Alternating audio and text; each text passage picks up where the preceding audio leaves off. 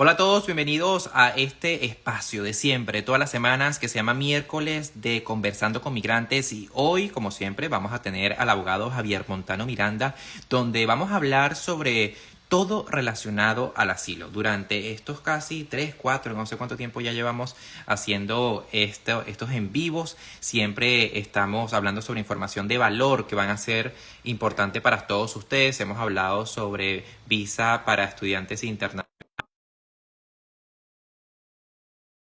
donde no solo la respuesta tiene que ser el asilo político, pero hoy vamos a hablar todo sobre asilo porque sé que la mayoría de mi comunidad tiene preguntas sobre ello y que la mayoría de mi comunidad está esperando por una decisión de asilo político.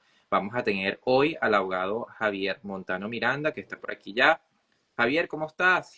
Estimadísimo, ¿cómo estás? Bien, Da Luis Moros. bien, empezamos un poquito tarde hoy, pero no fue culpa del abogado, fue culpa mía. ¿Cómo estás tú? Muy bien, gracias a Dios. Bueno, no, este tipo de cosas suceden, sobre todo en el mundo de la farándula en el que te mueves, pero, pero no, con mucho gusto y muy contento de estar aquí contigo nuevamente, como No, siempre. para mí es un placer. Mira, hoy toca hablar de asilo, que decimos muchas veces que el asilo hay que tratarlo hay que verlo con lupa, Sí. porque pues no todo el mundo califica a un asilo. Y eso yo creo que es la primera pregunta de hoy. Que, Javier, ¿qué es un asilo político? ¿Quiénes califican un asilo? Porque ahora, en este 2024, yo he escuchado gente que llega al aeropuerto, a Miami, y le dicen, bueno, tú mañana pides tu asilo. O sea, es una cosa que es En automático. automático. Entonces, ¿quiénes son aquellos los elegibles para asilo? Bueno, primero, el asilo es un beneficio migratorio que es muy delicado, como tú lo mencionas. O sea, y básicamente tienes que demostrar una persecución pasada o una gran posibilidad de una persecución futura. Bueno, es un well-founded fear of Ujú. future persecution. Y se basa en 5 tipos de miedos solamente. La gente piensa que la ley de asilo protege todo tipo de miedos y si es un miedo a lo mejor de un tipo de criminalidad general de tu país, la gente, bueno, piensa que eso está protegido por la ley de asilo y lamentablemente no. Protege solamente raza, religión, perdón, sí, raza, religión, nacionalidad, opinión política y participación social en un grupo social determinado. Muchas veces nosotros podemos encasillar casos en uno de estos 5 puntos, pero no nos podemos salir de ahí. O sea, son esos 5 puntos y nada más. Y algo bien importante que se debe de mencionar es de que la situación general de un país no es causal de un asilo. O sea, si tu país tiene un índice de criminalidad muy elevado, lamentablemente eso no es protegido por el asilo. Pero si tú estás en una situación donde tienes un miedo por otra vez raza, religión, nacionalidad, opinión política o participación en un grupo social determinado, ahí sí puedes aplicar un asilo. Totalmente. ¿Y qué pasa, Javier? Que esta pregunta me vi hoy con un estudiante y me surgió esto que no lo sabía. Eh, ¿Qué pasa si la persona no cumple con estos 5 factores, pero su padre sí? Por ejemplo, ¿qué pasa para una hija de un preso político en Venezuela? O Mm. para una hija que su papá es político, vive en Venezuela, no se ha querido ir por causa individual, Uh -huh. pero ella sí decide huir del país. ¿Esa persona se beneficia o el aplicante tiene que tener contacto directo con estos 5 factores que acabas de mencionar? Si puedes demostrar que tu asociación con esa persona es lo suficientemente directa como, como para demostrar que por esa persona tú vas a ser perseguida, que eso es muy común en nuestros países, Claro, sí, exacto. puedes aplicar un asilo. Ahora, algo muy importante, el hecho que ese familiar siga viviendo en ese país Uh no te ayuda. En -huh. pocas palabras, si tú estás alegando que tienes un caso en base a una persecución política en base a tu papá, pero tu papá vive en tu país, pues entonces el razonamiento del Departamento de Inmigración es, si tu papá puede vivir ahí, pues tú también. Ahora, hay veces, bueno, que el papá a lo mejor tiene escoltas, a lo mejor el papá vive en alguna especie de lugar donde es muy seguro, pero como habíamos mencionado anteriormente, cada caso es un universo, pero en el caso específicamente que mencionas, es muy posible y es muy común aplicar de esa manera. Ok. ¿Y Por ejemplo, estamos ahorita en temporada de elección aquí en Estados Unidos y mucha gente a veces habla de, bueno, que si gana Trump va a quitar el TPS, etcétera. ¿El asilo es un derecho que se puede revocar así? Si viene un presidente, ¿puede revocar esa ley o no? No, aparte de que es una ley en un estatuto creado por el Congreso y ratificado por tratados internacionales, es muy difícil que eso suceda. Ok, Entonces, yo no me preocuparía por que van a a quitar el asilo. rechazar las solicitudes de asilo, pero sí de un TPS. Ahora, eso no significa que quizás con la administración que tú decidas, empiecen a utilizar preceptos legales mucho más elevados para poder calificar un asilo.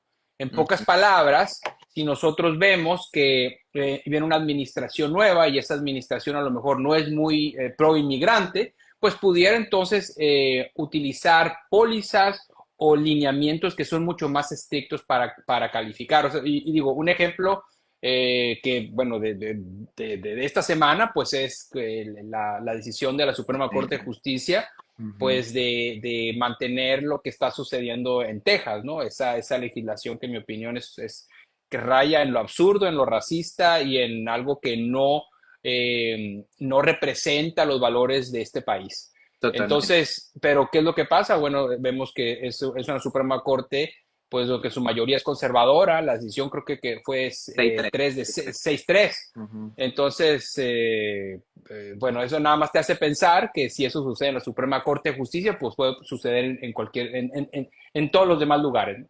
Totalmente. Cuando hablamos de asilo político, legalmente el aplicante tiene 12 meses para aplicar a dicho asilo o a dicho beneficio. ¿Qué pasa si te pasas de esos 12 meses? ¿Puedes apelar que estás aplicando más allá de la fecha permitida o simplemente no puedes aplicar? Puedes aplicar. Hay excepciones a la regla de aplicar dentro del año a tu última entrada. Eso es bien Ajá, importante. Es la ajá. última entrada. Entonces, si pasaste, no sé, 6, 7 meses en los Estados Unidos, saliste un día y reentraste, es a partir de esa última entrada Ok. que empieza a contar el año. Pero sí hay excepciones. Por ejemplo, los menores de edad, una persona que no ha cumplido los 18 años, no le empieza a contar ese año hasta que cumple los 18 años. Ah, Entonces, ok. una persona que entró como menor de edad en realidad tiene pues prácticamente hasta los 19 para aplicar un asilo. Totalmente. Otra excepción es, por ejemplo, cuando la situación de tu país ha cambiado. Por ejemplo, tú vienes de un país y en el momento en que tú entras a Estados Unidos está en una situación y ahora es otra. Bueno, puedes hacer el alegato que no aplicaste dentro del año porque dentro del año no estaba sucediendo lo que ahora está sucediendo. Pero es bien importante aplicar dentro de un tiempo razonable después de que la situación en tu país cambió. En pocas palabras, si tú dices es que no puedo ir a mi país porque mi familia tiene una persecución política, pero esa persecución política empezó hace 2 o 3 años, pues difícilmente vas a poder entrar en la excepción de aplicar dentro del año. Y otra que es muchas veces no tomada en cuenta es cuando tú estás en estatus legal. O sea, cuando tú estás en estatus legal, puede ser el alegato de que a partir de que se termina tu estatus legal, tienes ese año que le sigue para aplicar al asilo. Y eso también es una manera de alegar bueno, que tú calificas al asilo por aplicar dentro del año. Ahora, ¿qué pasa si vas a la oficina de asilo y tienes tu entrevista y te dice todo está muy bien, pero lamentablemente yo considero que aplicaste de manera extemporánea? Lo que sucede es de que ahora, bueno, te van a pasar a tu caso a la Corte de Inmigración y en la Corte de Inmigración tú puedes otra vez hacer el mismo alegato en frente de un juez para determinar si a lo mejor una de esas excepciones entra en tu caso, o también puedes calificar a otro tipo de beneficios migratorios que no tienen ese límite de aplicar dentro del año. Y Ok. prácticamente por así decirlo, son primos, hermanos, no muy atractivos del asilo. No muy atractivos porque no te llevan a la residencia. Pero, por ejemplo, si tú te pasaste del tiempo y el juez dice no hay justificación para poder darte el asilo, pero te puedo dar estos otros dos beneficios que se llama withholding y el otro se llama CAT, Convención en contra de la Tortura. Y esos no tienen la limitante del año, pero no te llevan a la residencia. Ya, ya claro, no te echan del país, pero tampoco puedes legalizarte permanentemente aquí, ¿no? Permanentemente. Tienes permiso de trabajo, puedes vivir en los Estados Unidos, pero lamentablemente no te lleva a la residencia. Y corres el riesgo de que eventualmente, si la situación en tu país cambia, te puedan deportar. Te puedan deportar, Correcto. claro. Que ya te voy a hacer esa pregunta, pero ¿qué tipo de evidencias? Porque, y es algo que quiero enfatizar muchísimo, porque hay gente que se lo toma muy Sí. ligero y piensa que es hacer una historia como hacer un college essay. Entonces, tú das un ensayo ahí, haz una historia y lo envías, pero ¿qué tipo de evidencias Ujú, para hacer tu aplicación más sustanciosa ujú. deben enviarse cuando tú aplicas a un asilo? Mira, cuando estamos aplicando al asilo, la primera instancia es ante la oficina de asilo. Y la segunda instancia, o sea, si tu caso no es aprobado, entonces es ahora en la Corte de Inmigración. En la oficina de asilo tienes muchas tienes más flexibilidad de someter evidencia que a lo mejor en una Corte de Inmigración no te iban a aceptar. Pero, por ejemplo, lo que a mí me encanta someter en este tipo de beneficios son fotos. Si sufriste un ataque, si fuiste a un hospital, récords de que te atendiste médicamente, si levantaste un reporte de policía, que yo entiendo que mucha gente no lo hace porque muchas veces la policía está conectada con el Claro. agresor, pero eso se ve muy bien a la hora de aplicar a un asilo. Testimonios de personas también que puedan declarar diciendo que, bueno, que lo que tú dijiste que te sucedió. Y eso es bien importante. Muchas veces nosotros vemos que la gente quiere incluir testimonios de personas pues, que a lo mejor son muy buenas como personas, pero no son testigos. Son testigos de una persona que vivió prácticamente junto contigo lo que te sucedió. Entonces, nada de cartas de tus papás o de tus tíos o del sacerdote diciendo que eres buena persona, que eres puntual. Eso no te sirve para un asilo porque no están evaluando tu buen carácter moral, están evaluando si tienes una persecución. Eso es lo que están evaluando. Entonces, tenemos que enfocarnos en ese tipo de pruebas. Pero si tú sufriste un ataque en tu país y le tomaste fotos, eso es ideal. Si recibiste una carta o un correo electrónico o un mensaje, es grabarlo y tenerlo. Eso es súper importante, porque a final de cuentas es tu testimonio en contra de lo que el oficial de asilo puede estar pensando y lo que nosotros queremos es de que te crean. Eso es lo primordial en una entrevista de asilo, que te crean. Mucha Total. gente también incluye sus títulos profesionales y todo eso. La verdad, a mí eso se me hace absurdo porque no es considerado en lo absoluto en No, una bueno, aplicación de asilo. eso lo colocas si vas a aplicar una visa de talento, de B1 y tal. Exacto, pero no un asilo.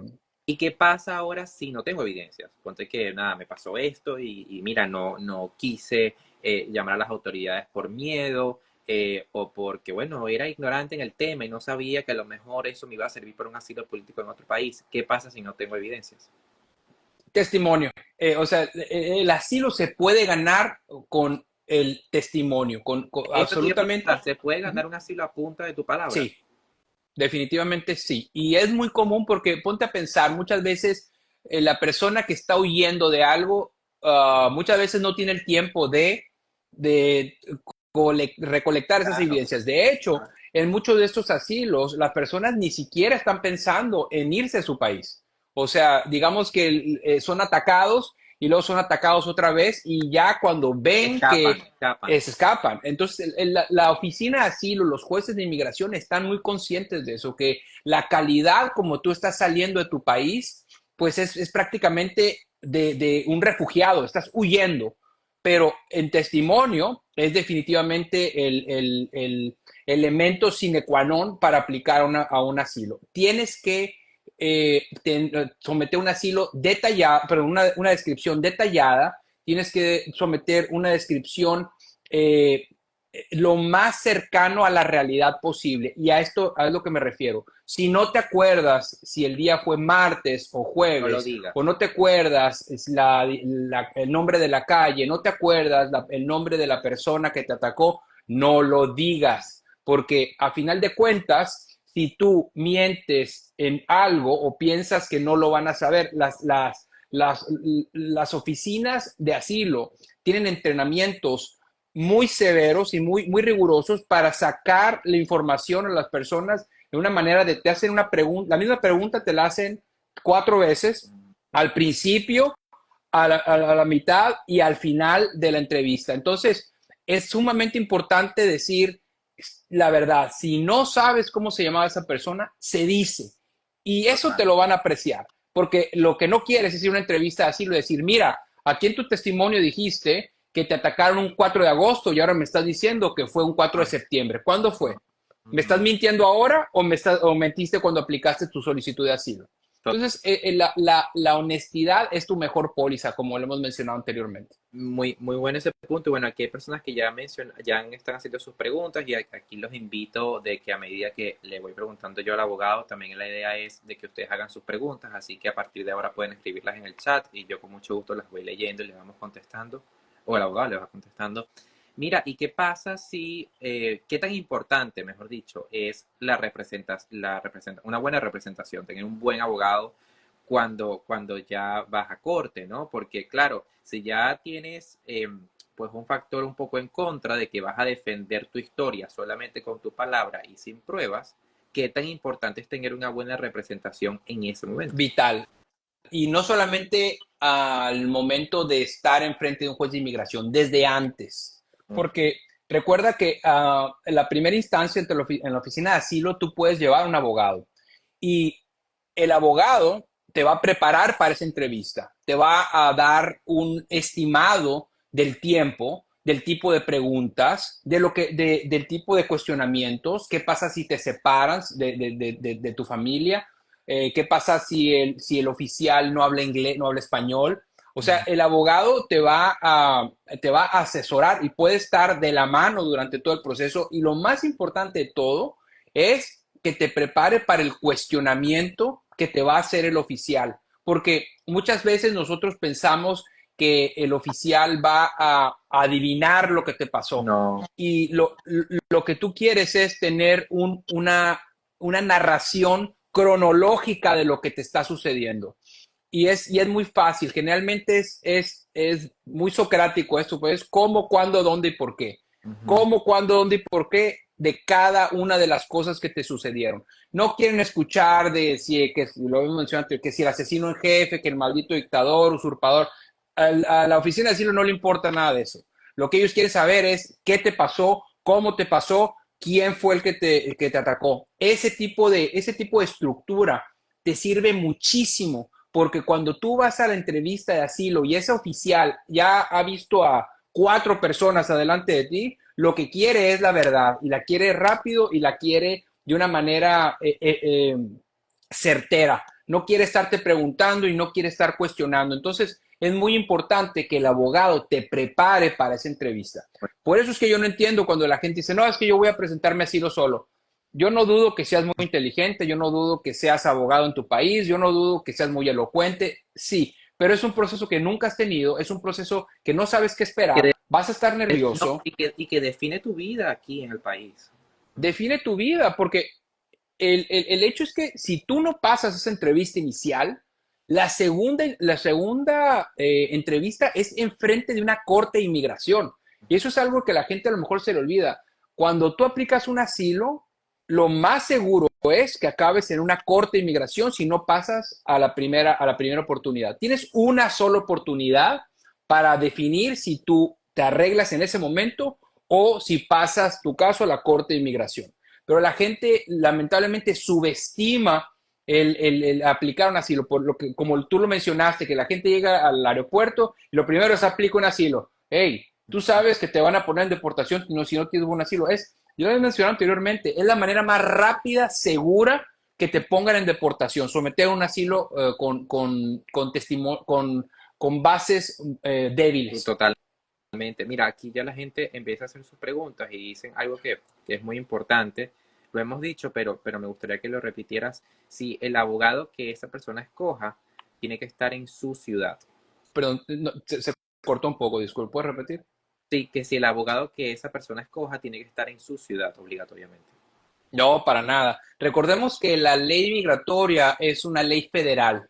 Nosotros, como abogados, podemos representar en cualquier parte de los Estados Unidos. De hecho, yo la semana pasada estuve en la ciudad de Nueva York por un caso en la Corte de Inmigración y nosotros estamos en Florida. Entonces, no importa en qué estado estés, un abogado de inmigración te puede representar. Buena aclaratoria. Por aquí nos dicen, una pregunta, me negaron un asilo afirmativo Ujú, en el 2022. Tengo cita con la corte este ujú. miércoles 27. Bueno, el Oh, miércoles, wow. semana que viene. Esa entrevista es para defender nuevamente mi asilo. ¿Qué hago? Ok, número uno, vamos a aclarar, hay asilo afirmativo y hay asilo defensivo. Afirmativo es cuando tú estás aplicando a tu asilo ante la oficina de asilo, o sea, no es un proceso adversarial. Okay. Defensivo es cuando ya estás en la Corte de Inmigración, ya te estás defendiendo, o sea, ya pasaron tu caso de la oficina de asilo a la Corte de Inmigración. Este señor aplica su asilo, le niegan su caso en la primera instancia, lo pasan ahora a la Corte de Inmigración, ahora él va a tener un asilo defensivo, o sea, ahora va a estar a manera de defensa, ahora va a estar en una Corte de Inmigración donde ahora ya es adversarial, donde tú ya vas a tener a un fiscal tratando de deportarte y vas a tener un juez que va a decidir si te quedas o no. La primera audiencia se llama Master Hearing, y es una audiencia preliminar que generalmente dura muy poco tiempo. Yo diría que 5 a 10 minutos. Te tardas más en que te llamen a lo que realmente dura tu audiencia. Y es básicamente para presentarte en frente del juez de inmigración. Te van a preguntar qué beneficios son los que quieres solicitar. En este caso, asilo, withholding y beneficios bajo la Convención en contra de la Tortura. Te van a preguntar cuándo es que quieres presentar ya tu caso final y también te van a preguntar si necesitas traductor. También van a verificar la dirección, que eso es algo sumamente importante que me gustaría recalcar en un momento. Y ya, pero es una audiencia donde te tienes que presentar. Si no te presentas, entonces el juez de inmigración va a ordenar una orden de deportación en ausencia. O sea, esa leyenda urbana de que tú tienes que estar presente para firmar tu deportación, eso no es cierto. Si tú no te presentas a una audiencia de corte de inmigración, el juez va a decir, si a ti no te interesó, a mí menos, voy a firmar tu orden de deportación y es una pesadilla reabrir esos casos cuando tenías que presentarte y recibiste notificación para presentarte y no lo hiciste, es sumamente difícil reabrir un caso así. Wow. Por aquí, bueno, la pregunta, ella dice, yo creo que es obvia, pero vamos a responderla, que si tiene que ir ella con un abogado el próximo Sí, miércoles. sí. Bueno, Muchas veces, ellos tienen alguien que te pueda representar, ¿no? Creo yo, ¿o no? perdón, Si no llevas abogado, ¿ellos te asignan uno o no?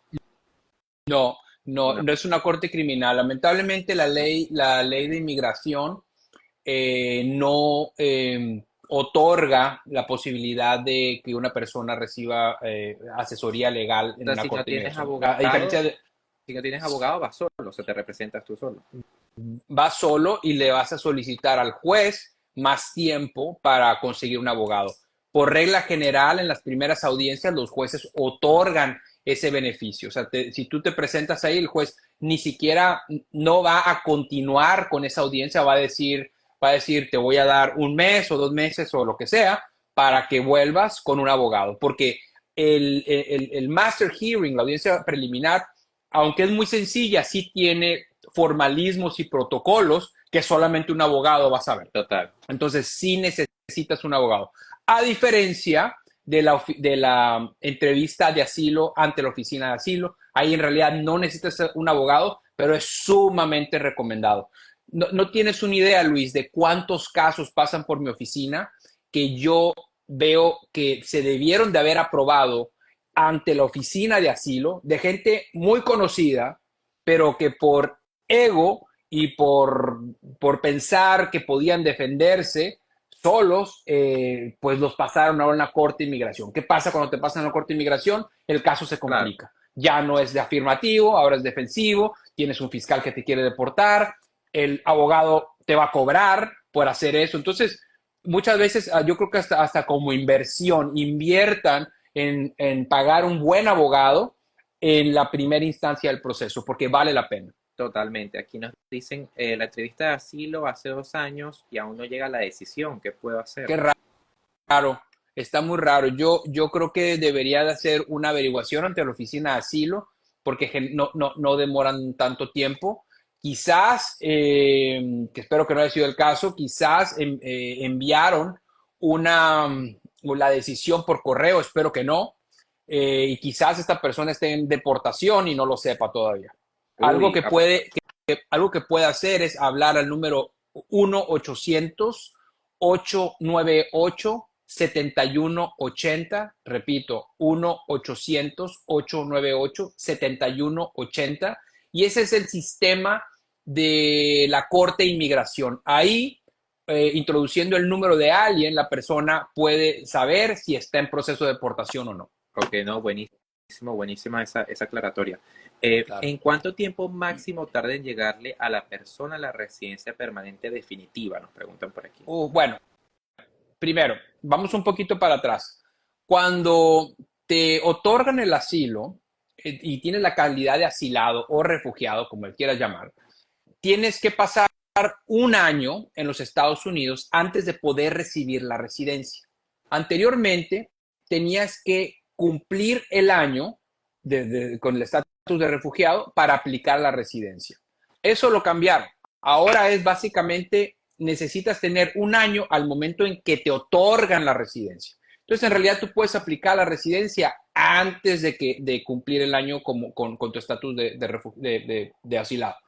Pero lo que se tarda una vez que aplicas a la residencia es bastante. Yo te dijera, al menos en casos recientes que hemos tenido en la oficina, un año y medio aproximadamente, en que te llegue tu Ah, residencia. Se tardan bastante, lamentablemente. Para aquí se tengo un caso verídico con evidencia, más me lo niegan porque entré como turista y me quedé. Suele suceder. No sé. Sí, pero no se lo negaron por eso. O sea, Ok, no la gran mayoría, pero una gran porción de aplicantes a asilo entraron de esa manera y claro. esa no es razón para que te nieguen un asilo. A lo mejor hubo una negación, es porque no pudiste demostrar en la Exacto. oficina de asilo una persecución anterior o la posibilidad de una persecución futura. La entrada no tiene nada que ver. ¿Qué pasa si me aprueban el paro humanitario y no lo utilizo? Nada. Ok, Si te quedaste en Venezuela o Haití o donde estés, no pasa nada. ok, buenísimo, buenísimo. A ver, otra cosa que te quería preguntar es, Javier, a medida que las personas también van escribiendo sus preguntas, es ¿cuántas personas puedes tú colocar en tu asilo? Cuando tú apliques al Sí. asilo, ¿es nada más una aplicación donde el beneficiario es el aplicante o puedes agregar a más personas a esa aplicación? Puedes agregar a tu familia inmediata. ¿Quiénes son ellos?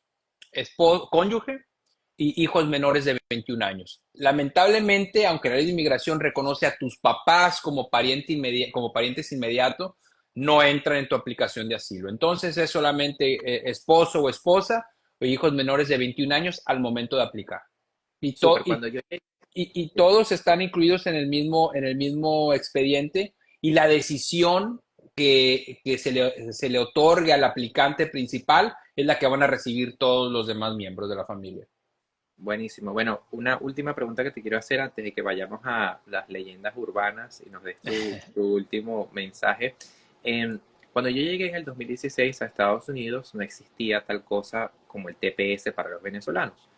No era una realidad para Venezuela. Sí. Em, ¿Qué pasa ahora en el 2024? ¿Qué tan importante es que una persona que a veces que nos puede estar oyendo, de que tenga asilo pendiente y no ha aplicado el TPS, cómo juega el TPS un papel fundamental ahora para cualquier migrante que tenga un asilo pendiente y que esté pues en el limbo migratorio, cómo el TPS los puede ayudar?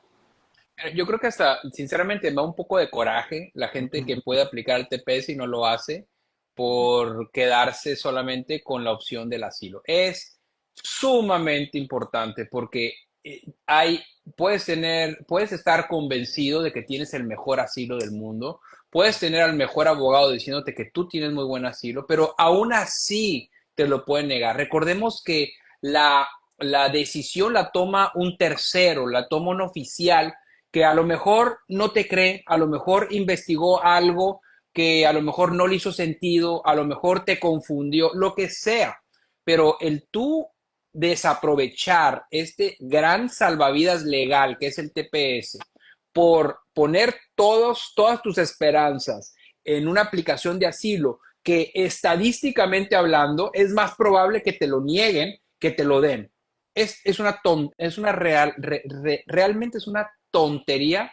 En mexicano se dice distinto, no lo voy a decir, pero es absurdo no aplicar al TPS porque recordemos que si tú vas a esa oficina, a esa entrevista de asilo, te lo niegan, vas a la Corte de Inmigración, te lo niegan.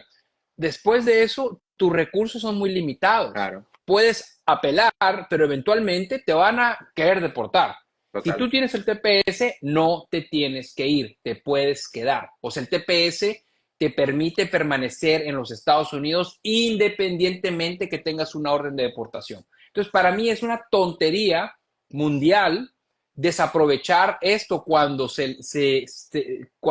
pudiera ser la diferencia entre que te tengas que ir o te puedas quedar. Y más considerando que esto es algo que puede cambiar de acuerdo a la administración. Llega una administración que no sea tan pro inmigrante y lo va a tratar de quitar. Entonces vas a poner toda tu suerte en una aplicación de asilo y no solamente la tuya, la de tu familia también. Es una Ujú, tontería. Es una tontería no hacerlo. Si total. no quieres sacar el permiso de trabajo por el TPS porque es muy caro, lo entiendo. No necesitas sacar el permiso de trabajo con el TPS. Con un permiso de trabajo que tengas con tu asilo, está bien. No necesitas tener dos permisos de trabajo. Pero no hacerlo es una tontería. No, no, y buenísimo que haces ese llamado porque hay muchísimos venezolanos que, bueno, todavía se quedan por fuera y que no han aplicado simplemente porque no han querido. Entonces, los invitamos de nuevo a que apliquen al TPS y obtengan ese beneficio migratorio. Por aquí Por dice, ¿se favor. puede pedir la cita para la visa si uno fue pedido por parol? Sí, claro. El parol humanitario, hay una confusión aquí. El parol es una manera humanitaria, como la palabra lo dice, donde tú estás diciendo al Departamento de Inmigración, no tengo otra manera de venir a los Estados Unidos, por favor, otórgame la oportunidad de entrar a los Estados Unidos por 2 años y con el permiso de trabajo, con un permiso de trabajo. Pero eso no te limita a ti a aplicar a lotería de visa, no te limita a ti a hacer una petición familiar, no te limita a ti a aplicar una visa de talento, una visa de turista, para nada, no te limita. Ahora, si tú me preguntas qué prefiero, una visa de turista o un parol 1000 veces, porque el Exacto. parol es por 2 años, o sea, tú puedes estar 2 años seguidos en los Estados Unidos, puedes trabajar y bueno, y lo más seguro es de que se siga renovando. Una visa de turista, solamente, aunque te la den por 10 años, solamente puedes estar por periodos de máximo 6 meses, no puedes trabajar y si tú haces y si tú pasas demasiado tiempo en los Estados Unidos, te la pueden quitar. O sea, no hay comparación entre un parol y una visa de turista. Pero ahora, si aplicaste al parol y no te lo dieron y quieres aplicar una visa de turista, adelante, hazlo. No pierdes nada. Totalmente. Javier, ¿cuáles son esas leyendas urbanas y eso que te gustaría decir antes de despedirnos el día de hoy? Lo primero es una de las cosas más comunes en los aplicantes de asilo. La gente piensa, o mucha gente piensa que el Departamento de Inmigración te va a encontrar mágicamente. O sea, que tú te puedes cambiar de domicilio y te puedes mudar de estado y que el departamento y que el gobierno de los Estados Unidos es lo suficientemente poderoso como para encontrarte. Bueno, Recordemos que es obligación de cada aplicante el notificar al Departamento de Inmigración los cambios de dirección. ¿Y qué es lo que sucede? Si tú no haces este cambio y te notifican, mandan tu cita y no te presentas, te van a pasar automáticamente a la Corte de Inmigración. Y la Corte de Inmigración te va a mandar una notificación a la misma dirección donde ya no vives.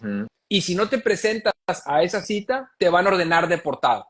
Entonces, hay muchísima gente, Luis, que está en la calle esperando su asilo y que ya tiene orden de deportación porque no notificó su cambio de dirección. Entonces, no es cierto que el Departamento de Inmigración te va a estar buscando. No, lo único que va a hacer es va a emitir una notificación en la última dirección que tú diste.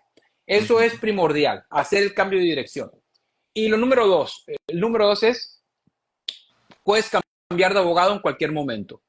Tú puedes tener un abogado que sometió tu solicitud de asilo, pero si a final de cuentas te dice no te quiero acompañar, que es una bandera roja, que quizás no es abogado porque no te puede acompañar, un abogado te puede acompañar en esta instancia, un paralegal no, o un notario no te puede acompañar a una entrevista de asilo, no te puede asesorar por una entrevista de asilo, pero tú puedes cambiar de abogado ya sea después de aplicar al asilo, para la entrevista, en la Corte de Inmigración, en la apelación, tú puedes cambiar de abogado cuantas veces quieras y yo lo recomiendo. Si por alguna razón hay un momento donde tú no te sientes identificado con tu abogado, que sientes que la estrategia que te está proponiendo no es la adecuada para ti, pide una segunda opinión. Y si es otra persona, te convence más y obviamente hiciste tu investigación de esta persona, cambia de abogado. No estás casado con ese abogado. Puedes cambiar en cualquier momento. Y eso es algo que preguntan mucho y definitivamente es algo que yo recomiendo hacer. Total, total. A ver, por aquí nos dicen, última pregunta antes de ir, nos dice, si una persona tiene residencia temporal vencida en Chile, ¿puede ser beneficiario del paro humanitario?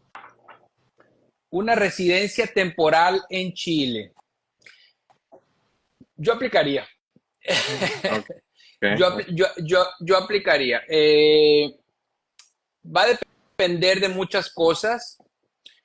Esa es la pregunta de los 54,000, en mi opinión. Si tú ya no tienes un estatus donde al que tú te puedas acoger, yo lo hiciera.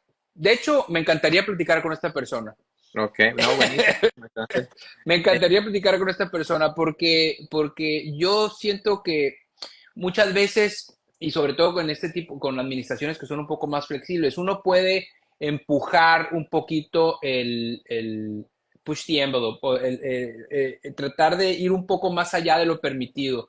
Un ejemplo de esto, por ejemplo, lo vemos con el TPS. El TPS es, y disculpe que estoy haciendo muchas analogías con familia, pero es como un primo hermano del asilo, ¿no?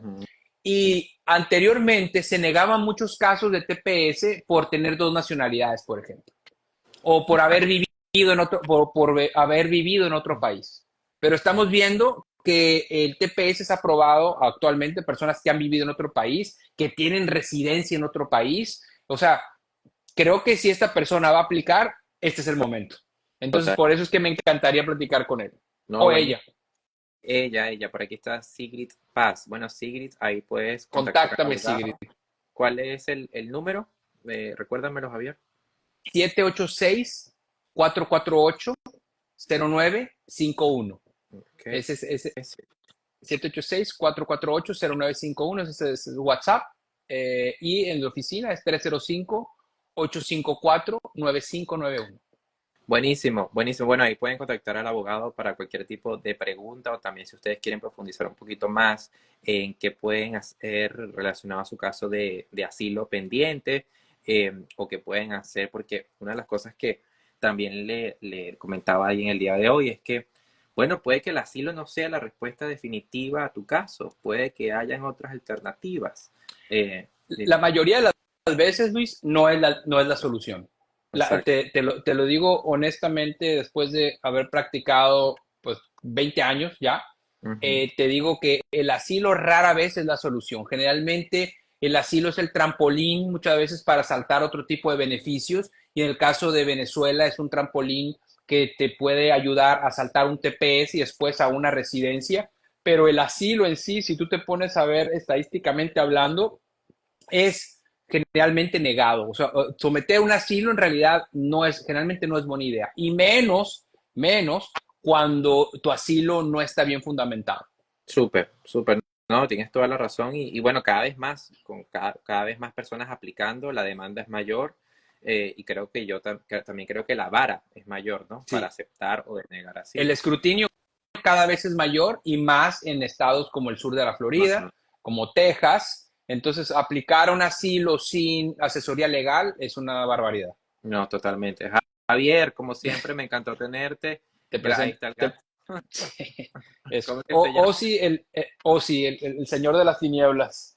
Sí, Me sí. encantó tenerte hoy. Nos vemos la próxima semana para hablar.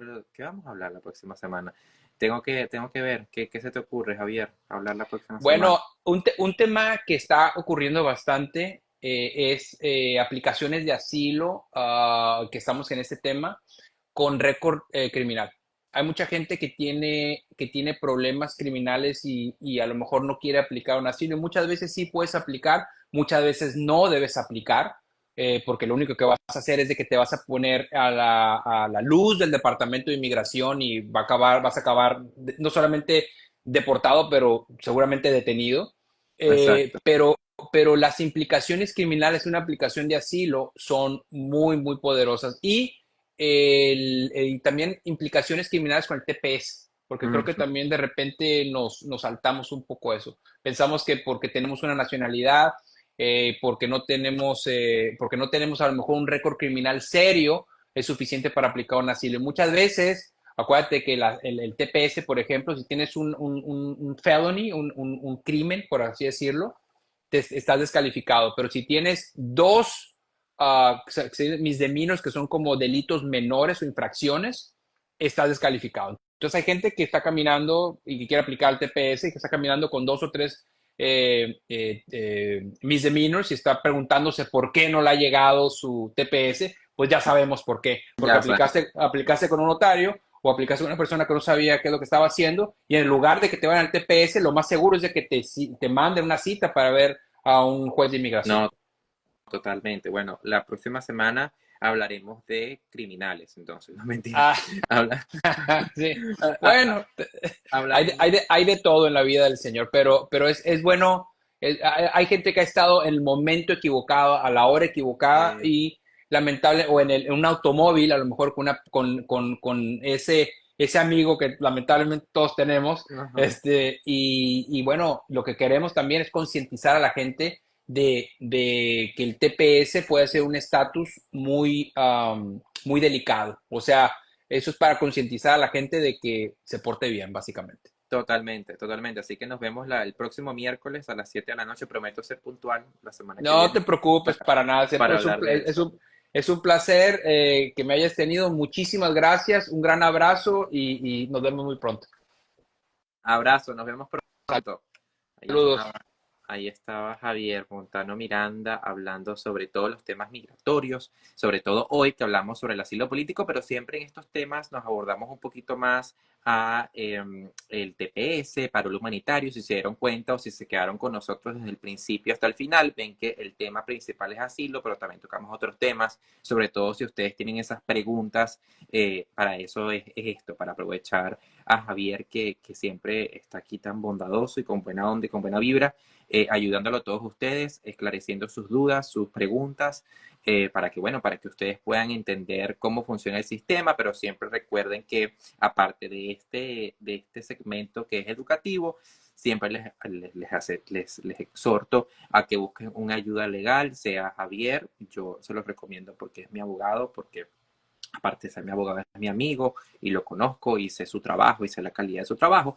Pero también, bueno, yo creo que en estos temas uno pide una segunda, tercera, cuarta opinión para ver entonces quién es el que nos da más feeling, más vibra para que nos represente, porque es una persona que nos va a representar en un caso que define nuestro futuro aquí. Por aquí hablan de Bright Futures, eso lo hablamos pronto. A toda la gente que me está viendo, recuerden que el 10 de abril, el día de mi cumpleaños, cumplo 22 años, estaré haciendo un seminario gratuito hablando sobre becas en Estados Unidos y ahí vamos a hablar de Bright Futures. La información está en mi perfil. en mi último post. Los quiero mucho, cuídense, nos vemos pronto.